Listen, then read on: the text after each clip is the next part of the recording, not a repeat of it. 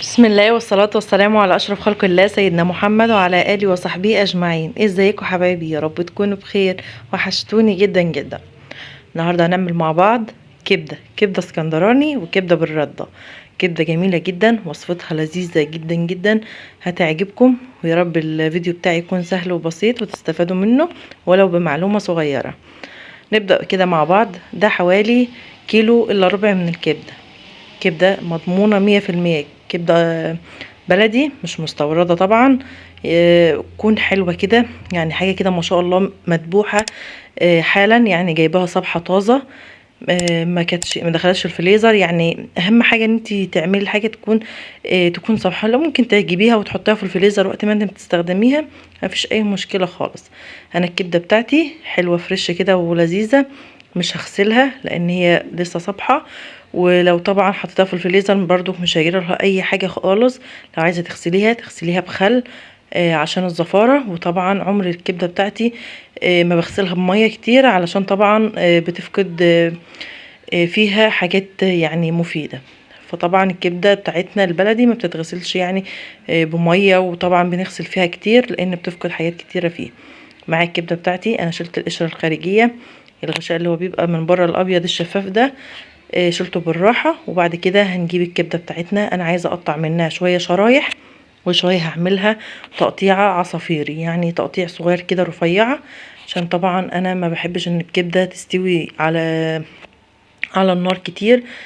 فانا هعمل شويه كده زي ما انتوا شايفين كده، شرايح رفيعه جدا بالشكل اللي انتوا شايفينه ده. وبعد كده الكميه التانية، انا قسمت طبعا الكيلو الا ربع على قسمين اتنين. قطعت شويه عصافيري، وكان في حته كلاوي برضو قطعتها عصافيري مع الكبده، وحته دهن كده مع الكبده. وبقيه الكبده عملتها شرايح عشان هعملها بالرده. هنعمل بقى طبعا كبده بقى كبده اسكندراني تنافس كبده الفلاح، حاجه كده ما شاء الله في منتهى الجمال. انا هعمل بقى معايا بصلايه واحده هبشرها. انا مش هحتاج من البصلايه دي غير الميه بتاعتها بس. كده تمام، هبشرها كده بمبشره صغيره كده بتاعتي. وبعد كده هنشوف هنعمل ايه في البصلايه، او هنستخدمها في ايه. جبت عليها معلقه ملح، شويه من الفلفل الاسمر. هفرك بقى كده البصل بتاعي، يعني اديتها حاجه بسيطه من الخل. يعني ده نفرك فيها كده كويس لحد ما البصلايه بتاعتي ما تنزل الميه بتاعتها اللي انا محتاجاها. هي دي الميه اللي انا عايزاها. هنعصر فيها كويس، انا فركتها كويس. الملح بيخلي البصل ينزل السوائل اللي فيه كلها. ومعايا دول حوالي 10 فصوص توم، انا فرماهم كده. فاخد حوالي 3 فصوص او 4 فصوص كده، يعني مهروسين او مدقوقين في الهون.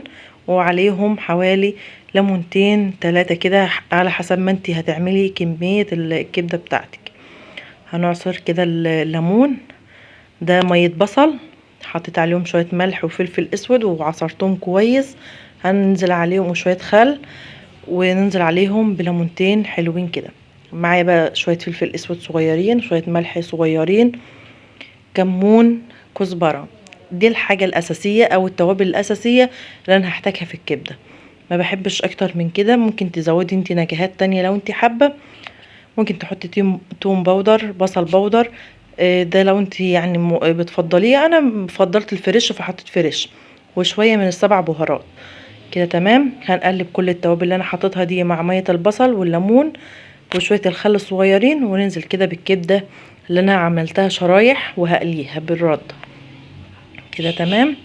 هنقلب كده الكبدة مع التتبيلة دي، وهسيبها فيها يعني على قد ما هي عايزة. يعني ممكن ربع ساعة، ما تكتريش اكتر من كده. على بال ما عملت الكبدة اللي هي الاسكندراني، كانت اللي هي بالردة اتبلت كويس جدا في التتبيلة بتاعتها. انا بعد ما خلصت بقى تقطيع الكبده خالص، وخلصت من الكبده بتاعتي اللي هعملها مقليه بالرده، واللي هعملها اسكندراني. فنيجي بقى للخضار اللي انا هعمله على الكبده الاسكندراني، اللي هو فلفل حامي وفلفل اخضر مش بارد خالص. قطعي شرايح زي ما انت عايزه. معايا كده طاسه على النار او صينيه كده على حسب ما انت حابه. حطيت نص كوبايه من الزيت، زيت نباتي عادي. فانزل عليه كده بحته الدهن كده يعني تديني ريحة جبارة. يعني دي احلى حاجة انت تنزلي بحتة دهنة كده تكون كويسة. الدهنة دي كانت مع الكبدة عشان محدش يقولي انت الدهن ده عليه دم او كده، ده كان مع الكبدة فانا جايباها من الكبدة، فكان طبعا نزل عليها يعني دم. فطبعا كل ده الكبدة ما هي عبارة الا عن دم، يعني كلها، انا اسفة في التعبير. فيبقى عشان محدش برضو يقول لي ايه القرف ده او كده او يقرف، فديت هي حتة الدهن اللي كانت موجودة معايا. وحطيت عليهم حوالي فصين من التوم، طبعا بتدي ريحة كويسة جدا. وبعدين انزل بقى بالكبدة، مش هقلب فيها دلوقتي لحد ما تاخد صدمة كده في الزيت ومع حتة الدهن والثوم، بيخلي ريحة جميلة جدا. الكبدة بتاعتي مش مغسولة خالص، مش هتعمل معايا اي ريحة زفارة، وحاجة كده جميلة ما شاء الله. يعني لو انت بقى عايزة تعملي كبدة وخايفة ان هي تبقى مزفرة معاكي، ما تغسلهاش بمية، لان المية بتخليها تبقى زفرة. بعد ما الكبده بتاعتي ما خدت صدمه حلوه، هنبتدي بقى ان انا اقلب فيها تقلبتين كده، وبعدين هنبتدي بقى نحط بقى الخضار بتاعنا والثوم، وهتبقى احلى كبده. اهم حاجه في الكبده ان انتي ما تكتريش فيها على النار علشان ما تشدش معاكي كده. تمام. الكبده ما شاء الله كانت ريحتها تحفه جدا، يعني تجيب لاخر الشارع من ريحتها وجمالها. هحط بقى الملح، هتبل بقى الكبده بتاعتي ملح وفلفل اسود وكزبره وكمون، 7 بهارات.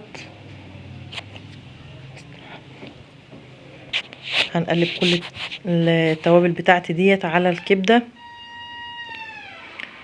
تمام كده.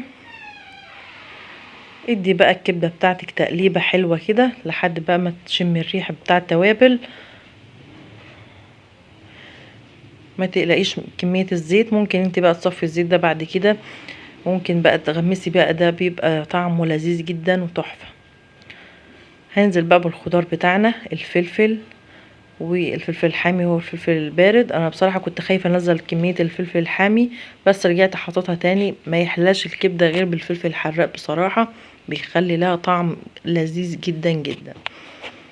ومعايا بقى كميه التومه اللي فاضله، نزلت بقى كده، هتدي ريحه في منتهى الجمال. دلوقتي هتخلي ريحه الكبده ما شاء الله جميله.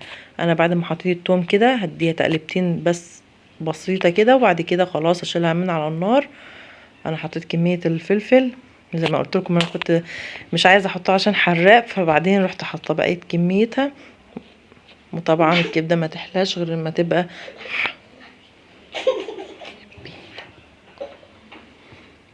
هنيجي بقى للكبده اللي بالرده. احنا شلنا بقى ركننا. معايا كده طاسه على النار، ومعايا دي الرده اللي انا هقلي فيها. جبت الكبده بعد ما يعني فضلت في التتبيله بتاعتها فتره، يعني حوالي ربع ساعه. هطلعها من التتبيله كده على الرده، وبعد كده هنبتدي بقى نقلي فيها. الرده بتاعتي ما حطيتش لها اي حاجه خالص. ممكن انت لو انت عايزه تضيفي لها اي منكهات، تحط لها بقسماط، تحط لها فيجيتار، تحط لها اي حاجه انت عايزاها، ده على راحتك. انا فضلت بس ان هي تبقى رده بس. ولو انت عايزه تضيفي لها رشه ملح، فلفل اسمر، ويبقى تمام كده. هقلي بقى الكبده بتاعتي، تكون نار متوسطه مش عاليه قوي. وبعد كده تقلبي الكبده على طول، هي مسافه ما هتحطيها في النار هتاخد لون على طول، وبعد كده تقلبيها على الوش التاني، وبعد كده تبقى الكبده بتاعتي تمام. هنكمل بقيه الكميه بالشكل ده. ما شاء الله الكبده كانت لذيذه جدا المقليه. يعني شوفي انت بتجيبي الكبده يعني شريحتين 2 أو 3 بيبقوا كذا في سندوتش. شوفي السندوتش ده بيبقى بكام. هتعملي ببيتك الكميه ديت، يعني مكلفتنيش كتير حق الكبده بس، وعملتها في البيت. ما شاء الله كانت ما شاء الله جميله جدا. وده الكبده بتاعتي الاسكندراني، ما كنتش عصرت عليها ليمون في الاخر فعصرت. وكده تمام. بقى الكبده اللي بالرده ما شاء الله كان طعمها لذيذ، وعملت معاها طحينه. تعملي بقى بطاطس، تاكليها بعيش، تاكليها بمكرونه، حاجه كده ما شاء الله في منتهى الجمال. يا رب الفيديو بتاعي تكونوا استفدتوا لو بمعلومه صغيره، ويكون الفيديو بتاعي عجبكم. واشوفكم في الفيديوهات اللي جايه، ويا رب اللي جاي يكون احسن. استودعكم الله الذي لا تضيع ودائعه. مع السلامه. وحشوني جدا.